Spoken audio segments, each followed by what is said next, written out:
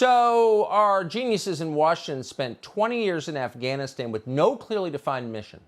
Then they decided to pick a college professor to run the country, to run Afghanistan, a college professor, a guy just like them. Turns out to be every bit as corrupt as they are in the end.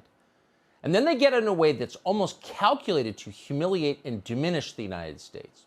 Most disastrous exit from anything in 250 years. So they look around and they say, how can we make this a little bit worse? I have an idea. Let's import some rapists.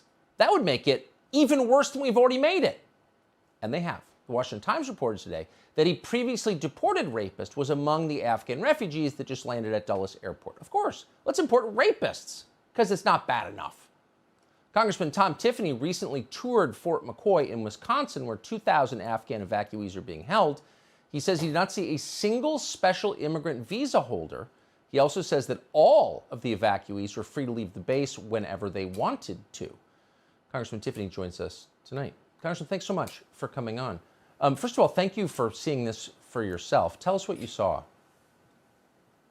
So we've seen the debacle in Afghanistan, and it appears the Biden administration is going to double down on it by bringing people who are unvetted into our country. I was at Fort McCoy in southwestern Wisconsin last Friday, where there were 2,000 evacuees from Afghanistan. And what we found out is none of them were there on a special immigration visa. They were all there on parole. And for our listeners, the special immigration visa is a thorough vetting process that can take up to 2 years to find out if a person should be coming to the United States. The parole authority is granted to the Secretary of the Department of Homeland Security, and he could just wave people in. They have circumvented, the Biden administration has circumvented the SIV process, and they're just bringing people in on parole. Second thing that we saw, Tucker, was that people could leave the base, including without the authority of the general that is overseeing Fort McCoy. So we've got two islands off the coast. So I'm not talking about Guantanamo Bay. I'm talking about Nantucket and Martha's Vineyard. And I don't think any of these refugees have been moved to Nantucket or Martha's Vineyard. They've all been moved to places like Wisconsin and Maine and like far away from the centers of power. Is there anything we can do to change that? If we're going to import thousands of unvetted Afghan Pashtun tribesmen, why aren't we moving them to the places where the people who make these decisions live?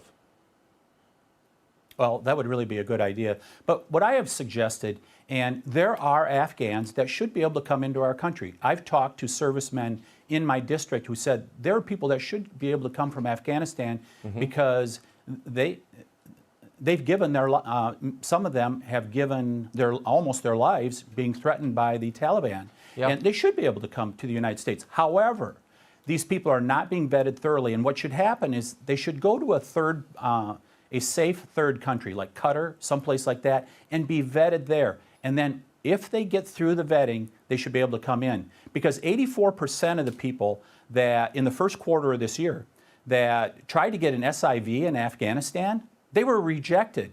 Only 16% were able to get in. There has to be a thorough vetting process. The Biden administration is circumventing it. Yeah, they're just using a crisis to change our country. They'll never lose another election. That's the point, as you know. Congressman, thanks so much. I appreciate you coming on tonight.